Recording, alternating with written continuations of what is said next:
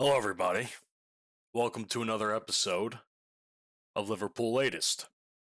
I'm your host, Matt, and today's going to be a rough one. So, if you have an alcoholic beverage next to you, I suggest you chug it for this one. There's not much I can say that hasn't already been said, but I am going to give my opinion on the situation. To break it down, it is essentially Mohamed Salah versus Arne Slot and the rest of the Liverpool organization. All because Salah opened his mouth and had some very choice comments to make after our pitiful draw against Leeds the day prior. I can understand where Mo is coming from. He's felt as though, sitting on the bench 3 games in a row and playing 45 minutes total is going to get to somebody, especially of his caliber. Considering his legacy at hand, too, you can't help but feel for the guy, if I'm being frank with you. And I think after the second time he was benched, you also can't help but wonder that he really wasn't the problem. He wasn't part of the solution, but he also wasn't fully part of the problem either. The problem goes much deeper than Mohamed Salah. And it starts at the top with the manager, Arne Slot. Shall we read some of the quotes from this article together, and we will assess everything from there. I would like to thank Samuel LFC for providing the full quotes on Twitter for me that I saved, because I saw these, I read them, and I felt sick. I just felt so sick to my stomach over it. Mohamed Salah said to TV2 Sport, "I can't believe it. I'm very disappointed. I've done so much for this club. Everyone can see that over the years, especially last season. To be on the bench, I don't know why. I feel like the club is throwing me under the bus. That's how I feel. I've said many times before that I have a good relationship with the manager. Suddenly, we don't have a relationship. I don't know why. It's not acceptable to me, to be honest. I don't know why it always happens to me. We throw Mo under the bus because he's the problem. I don't think I'm the problem. I called my mother yesterday. You didn't know I wasn't going to start today." I guess she means she didn't know he wasn't going to start, and I knew that. I said, come to the Brighton game. It doesn't matter if I play or not. I'm going to enjoy it. We'll see what happens.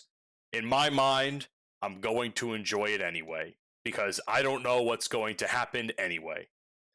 The game will be at Anfield, so that will be my goodbye before I go to AFCON.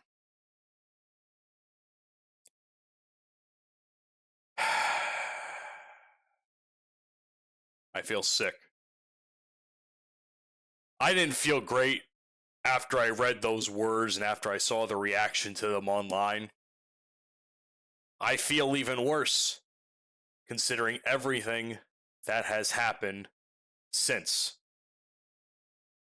And it kind of goes to confirm some of the other things I've talked about throughout this week, considering especially the Saudi interest that is still brewing even after all this time. And it looks like that might be more realistic than I had initially thought. Clearly, the dressing room was shocked about how publicly Salah spoke about this, and the last time he had done anything similar of this matter was 2024 during Klopp's last year. because he had hinted at leaving then. Now, obviously that wasn't the case, thank God, but unfortunately, it seems like that is a more realistic picture this time around than it was last time. I think it all comes down to the comments that Jamie Carragher had made several weeks ago that I covered, talking about how Mo uses his platform to speak when it benefits him. Now, I, for one, at that time, was a little bit surprised by Mo's silence on the matter of how Liverpool was performing. And I did agree with some of Carragher's points. It seems as though, during that public rant, Salah was also targeting Carragher in the sense that, you know, Liverpool has thrown him under the bus, made him the scapegoat. You know, it's just, I don't know. He's made a lot of references. He's apparently there was a claim, or there was a talk about how Carragher claimed that Salah's legs were gone, which I find that to be false. I think his legs are very much well in use, considering how well he had done in the second half of that Sunderland game. And the fact that it seems like Carragher is the one that is mostly targeting Salah, because, and that's true. I mean, it seems like a lot of the times I've talked about Jamie Carragher, it always involves Mohamed Salah in some capacity. And if I'm Salah, on a human level, not on a player level, on a human level, that's going to get to you at some point. I mean, the same thing could apply for Virgil van Dijk and what happened with Wayne Rooney. Thankfully, that got squashed on air, but it never really amounted to anything because Liverpool's form has still been pretty garbage. I mean, one goal or one good game that they had didn't squash the beef and certainly didn't squash the criticisms I have of the team and of Van Dijk. But Carragher has been targeting Salah while Rooney was targeting Van Dijk, and it seems like it's finally gotten to him. All that pressure, all that anger, all that frustration, all that sadness. Keep in mind, if we look back to week 1, Mo is still carrying the death of Jota very heavily, it seems. And it looks like and those images still go around today, so I'm assuming that has something to do with his emotional psyche. It's been a very rough year for him. He hasn't performed well. He's significantly down in production. Goals, assists, and everything around that. But I don't blame him for going after Carragher. If you're getting targeted by a pundit, especially one that's a former player, at some point it's going to make you upset. At some point you have to speak out about it. Do I think that this was the way to do it? I don't necessarily know. I'm not going to tell you that this was the right or wrong thing that Mohamed Salah had to do. Not just in regards to Carragher himself, but amongst the entirety of the team and the fan base and everything. Like everything, I'm considering everything in this situation. I don't know whether or not this was a great idea by Salah. Whether this was sabotaging himself, looking for an out to get out of the club and the organization. I have just so many emotions that I can't pinpoint one of them. And as a Mo Salah fan, it's even harder for me because I love that man. I have said several times this week, I worship that man like a god. He's one of the main reasons I got into Liverpool. And to see this going down has left me in an emotional mess. Although I may not look it, deep down, I'm having a hard time with this. And that has not made things any better, considering the article that released today from Paul Joyce, who is apparently normally very neutral in situations like this. But it seems as though this was what many consider a hit piece on Salah after these comments. And let's go into what Paul was trying to say here, because there's a lot of scathing remarks, if I say so myself, from Paul Joyce in his response to Mohamed Salah. He thinks that the outburst was remarkably extreme, considering that it's attacking the manager, teammates, the hierarchy of the club itself. Uh, it might be one of the most explosive interviews, he says, in modern Liverpool history, and perhaps in all of football up to this point. This is amongst one of the big ones I have noticed, anyway. The core question that Joyce asks in the article: what does Salah actually want? I don't even know what Mo was trying to do with this conversation he had, this interview. Okay? Was he trying to undermine Slot? Was he trying to orchestrate the exit that he's been looking for? We have no idea whatsoever. I mean, to undermine Slot, I see that to be the most reasonable of the choices, because Slot has clearly not been doing well as far as tactics and lineups, and he's just not allowing the team to produce as well as we could. And that's a player's issue too, but it all comes down to tactics, and Slot's tactics this season have been questionable at best and horrific at worst.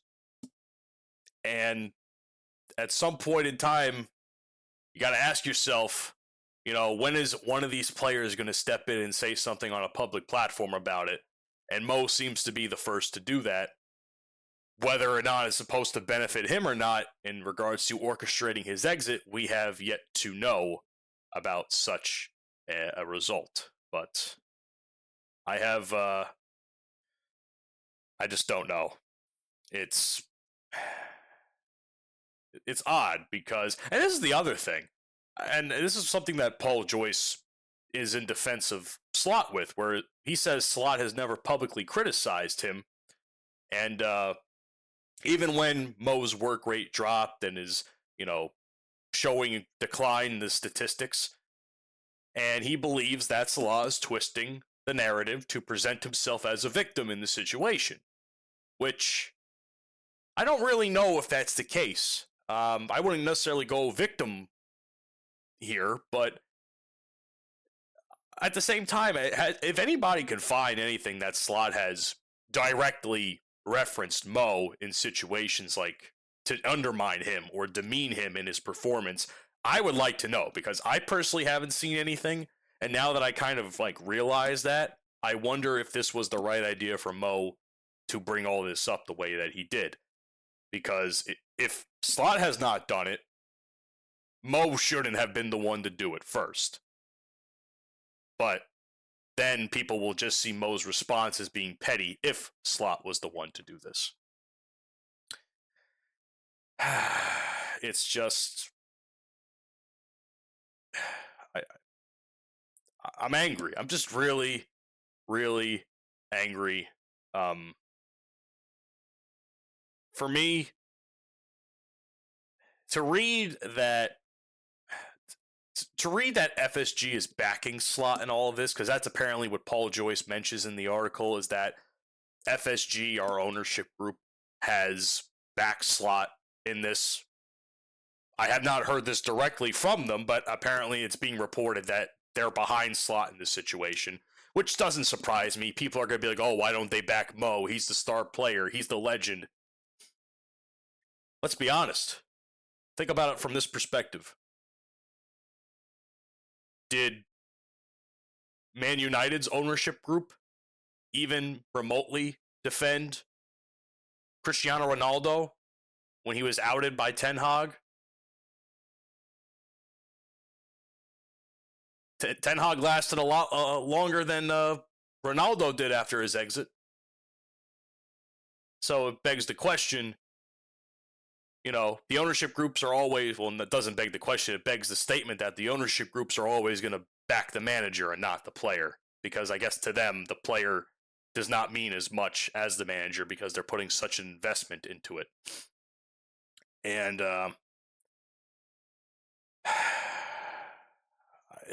the fact that, I'm not saying one player's complaint isn't going to change Slot's job, but the fact that it's gotten to this point, it makes me wonder what FSG is actually backing here. Because if one player is angry, what does the rest of the players think that just won't publicly speak about it? Maybe this will be an outlet for them to speak. Maybe there's an entire mutiny in the locker room, or the dressing room, or whatever the fuck they call it over there in England. At this point, a mutiny is the only way that's going to sack Slot, because if FSG is backing him after this, there's no way that not only does Salah, I don't see Salah staying, but it might put a lot of fear into all the players' hearts as opposed to speaking out against the manager in this capacity. So, Joyce's final verdict on the whole situation is, if Salah, and this is a quote, and this is not a quote, but this is a summary of the report as when I read it. If Salah truly loved the club, he wouldn't have detonated this grenade mid-season. And he does not see a happy ending to this, not only now, but regardless of whether Mo stays with the club or not for the rest of the year. Because now this is just going to be a dark cloud hanging over everybody. We'll just have to see what happens. And that is where I bring this up. What's the future of Mo? Like I said, this is not going to end pretty. Mo is either going to be gone after the Brighton game, after he leaves for AFCON, or they're going to sell him in January. But he certainly, I don't see him playing the rest of the season now. I don't. And it hurts me to say that. If you think him being benched for 3 games was a problem, try watching him on the bench for the rest of the season. Hell, he might not even be on the bench to begin with. He might be playing for some other club in Europe, possibly in the Premier League. And Lord knows, if that was to happen, I wish him all the best. Because I think Mohamed Salah is a good man. And although I don't necessarily agree or disagree with how he went about this situation, I just don't have too much to say about it. I'm an emotional wreck over it. I'm holding it together much better than I thought I am, but behind these glasses, there's some tears welling up, I'll be honest with you guys. It just hurts to see my favorite player and an absolute a player that everybody loves. I don't think I've seen the Liverpool fan base more unified in their support for this club than they have with this Salah situation. I think I've mostly seen a positive response to Mo and backing him, and the fact that everybody, for this reason alone, more than anything else now, wants Slot to be out of a job. And if Mo is the one to walk, I would expect a riot in Anfield every time Arne Slot walks onto the pitch and the manager's box. Because they're not going to let him hear the end of it at this rate. And we still have a long season to go. Keep that in mind. This season's not over. And somehow, some way, we still have a Champions League match to worry about on Wednesday. And frankly, at this rate, we might as well call in the Champions League and say, pack it in, boys. We're done. Inter Milan's beat us before we even step on the field, because now there's no way any of these players can mentally or emotionally prepare for this game with all this drama going on. Maybe some can, but this is not a player-wide thing. This is like a whole organization-wide issue now. The fact that it's become so public in such a very short amount of time. And of course, all the journalists and the pundits are going to have their opinions on it. I'll keep my ear to the cobblestone. I guess they would say in the Liverpool, because they have the cobblestone roads. We don't have those here in the U.S., unfortunately. But I'll keep my ear to the streets. And until then, I appreciate you guys checking out Liverpool Latest today. This has not been a fun episode for me to make whatsoever. I'm very sad. I'm angry. And I like to end these videos every time saying, "You'll never walk alone." But I'm going to be honest with you. Mohamed Salah, in this case, when it comes to the organization, is a man who stands alone. And I don't see this ending any better than what we anticipate. I hope I'm wrong. But until then, I'll see you guys on the next upload.